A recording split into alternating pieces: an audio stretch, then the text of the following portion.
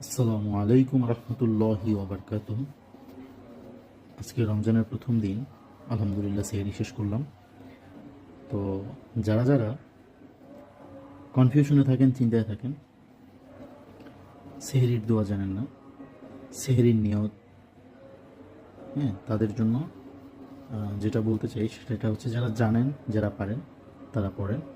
কিন্তু এরকম কোনো হাদিস নাই, কোথাও নাই যে সেহরির দোয়া না পড়লে, সেহরির যে নিয়ত, হ্যাঁ, সেটা না পড়লে সেহরি হবে না, এরকম কোথাও নাই। তবে হ্যাঁ, নিয়ত জিনিসটা কি সেটা আপনাকে বুঝতে হবে।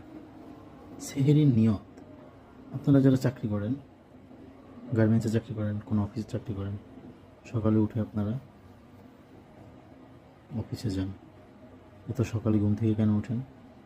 চাকরির জন্য। এটাই আপনার নিয়ত। আপনি ঘুম থেকে উঠছেন 4টার দিকে বা 3:30টার দিকে, কেন উঠছেন? সেহরি খাওয়ার নিয়তেই উঠছেন, এটাই নিয়ত। বিসমিল্লাহ বলে সেহরি শুরু করবেন, শেষ হলে পানি খেয়ে মনে মনে আপনি নিয়ত করবেন, হয়ে যাবে। নিয়ত না জানলে যে রোজা হবে না, এরকম কোনো কোথাও উল্লেখ নেই। ভালো থাকবেন সব।